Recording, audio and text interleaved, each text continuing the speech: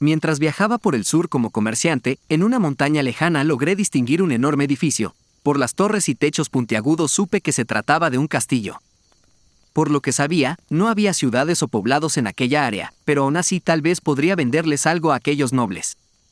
Cuando pude distinguir las almenas de una de las torres, me percaté de que no había un sendero marcado, así que tuve que cortar camino por el bosque. Al llegar a la entrada, me pareció que estaba ingresando a otro mundo. Aquel sitio era realmente impresionante. Pensé que iba a encontrarme con un sitio sucio y con poca actividad, pero detrás del portón principal había una gran fuente de aguas cristalinas. En el suelo no había ni una hoja y personas iban de aquí para allá vestidas con atuendos blancos muy pulcros. Me detuve a un lado de la fuente y dispuse mi puesto para mostrar mi mercadería. Vengan en esta ocasión y por tiempo limitado traigo artículos importados de reinos vecinos, gritaba para llamar la atención de los transeúntes, pero nadie en la plaza siquiera volteaba a verme. Después de un rato anunciando mis artículos, noté que todas aquellas personas caminaban con miradas perdidas de un sitio a otro. Me acerqué a una mujer de cabello alborotado y piel morena, pero fue igual que intentar hablar con una pared de ladrillos. Entonces escuché un estrépito que provenía de mi puesto.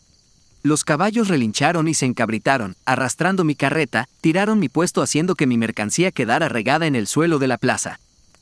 Los caballos se detuvieron al otro lado del portón, en la linde del bosque. Miré hacia donde un momento antes estaba la carreta y vi a un hombre de túnica blanca manchado con un líquido rojo muy espeso. A sus pies había un gran caldero humeante volcado con el mismo líquido escarlata que chorreaba de él. De pronto, la mirada perdida de aquel hombre se enfocó repentinamente. Dio un grito estridente y se arrojó a la fuente frente a él. Me acerqué a toda prisa al ver la desesperación del hombre. ¿Qué ha pasado?, pregunté al empapado sujeto. No lo sé, recuerdo que estaba limpiando los establos y de pronto aparecí en la plaza frente a unos caballos furiosos y algo me quemaba el cuerpo. Fruncí el entrecejo, extrañado de lo que decía, pero lo ayudé a salir del agua. Él miró alrededor y dijo, ¿qué demonios pasa aquí? ¿Por qué todos llevan esas ropas? Dímelo tú, repuse señalando la túnica que él llevaba puesta. Se miró desconfiado y con cara de no comprender. ¿Conoces a esta gente?, pregunté, agachándome para ver el líquido que escurría del caldero. Pues claro, son sirvientes de este castillo igual que yo, pero lucen diferentes. De pronto hubo un rugido atronador que provenía del interior del edificio principal del castillo. ¿Qué fue eso?, pregunté con un tono tan preocupado que quise ocultar caminando hacia la puerta. ¿Qué rayos haces?, gritó el hombre que se retorcía la túnica intentando secarla y corrió tras de mí. Me tiró del hombro haciéndome retroceder. Una docena de individuos pasaron delante de mí cargados con calderos humeantes. Gracias, dije volviendo la mirada hacia aquel hombre que me había salvado de sufrir el mismo destino que él al volcarse aquel líquido caliente en el cuerpo. Después de que un puñado de personas atravesaran la puerta principal con los calderos ante nosotros, se presentó una imagen perturbadora. De unas grandes tiendas apostadas al lado de los muros salieron personas cargando gigantescas fuentes de plata con cuerpos humanos en ellas. Estaban acomodados como si de lechones se trataran. En aquel momento sentí arcadas y a mi lado se escuchó a alguien vomitar.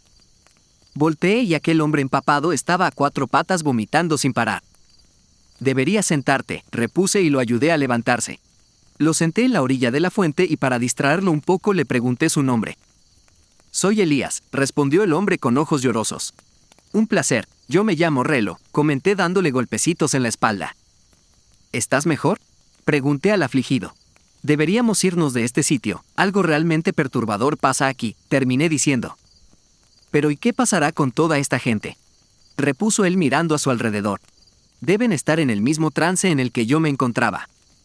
¿A quién o qué le llevarán esa comida?, dijo con suspicacia. ¿Comida? ¿Crees que estén alimentando a alguien?, pregunté mirando cómo seguían sacando fuentes con trozos de carne y huesos. Se levantó, se echó un poco de agua en la cara y se dirigió hacia las puertas principales. Esperó que todos los individuos de blanco entraran y lo siguió con paso firme. Pensé que sería demasiado cobarde abandonarlo allí solo, así que fui tras él. Cuando cruzamos el umbral, había un ambiente muy tenso y abrumador, pero al ver hacia enfrente casi se me sale el corazón. En aquella enorme sala, los individuos de túnica blanca hacían fila frente a un enorme ser viscoso y repugnante de color negro como la brea. No tenía una forma definida, pero sí dos pares de manos esqueléticas que tomaban las ofrendas que las personas le llevaban. Vimos cómo de vez en cuando, no solo tomaba los calderos de sangre o las fuentes con cuerpos humanos, sino que atrapaba a uno de los individuos de túnica blanca y los engullía sin que ellos se inmutaran. Desde el punto donde se encontraba aquella criatura salían unas ramificaciones que recorrían casi todas las paredes de la sala. Pude notar que aquel lugar había sido acondicionado para aquella criatura después de ser construido, puesto que aún quedaban rastros de pilares y escaleras que delimitaban salones y pisos superiores. Volteé hacia Elías y con tono de súplica dije: «Tenemos que largarnos de aquí, no somos rival para esa cosa.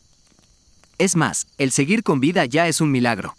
Vamos a la capital y pidamos ayuda al gremio de aventureros y cazadores, o tal vez esto sea un trabajo para los soldados imperiales». Él asintió, sin quitar la mirada de la criatura. Apreté su hombro para sacarlo de su ensimismamiento y entonces me miró y asintió con firmeza. «Vámonos», repuso, y salimos de aquel lugar corriendo, hasta llegar a mi carreta. Subimos en ella y nos pusimos camino a la capital. Después de casi 2 ciclos llegamos a la ciudad más grande de todo el reino. Acudimos al gremio de aventureros y cazadores, pero ni siquiera creyeron nuestra historia.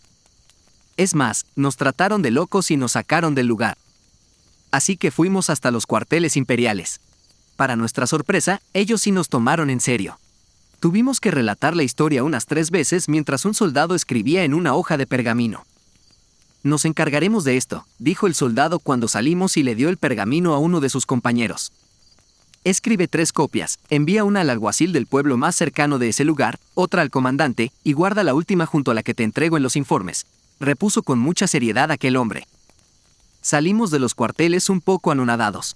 Claramente sabíamos que lo que decíamos era real, pero al mismo tiempo sabíamos que sonaba muy loco y poco creíble. El que aquel soldado nos tomara tan en serio nos sorprendió demasiado. Pensamos que solo quedaba esperar, así que aquella noche fuimos a una taberna y nos emborrachamos hasta más no poder.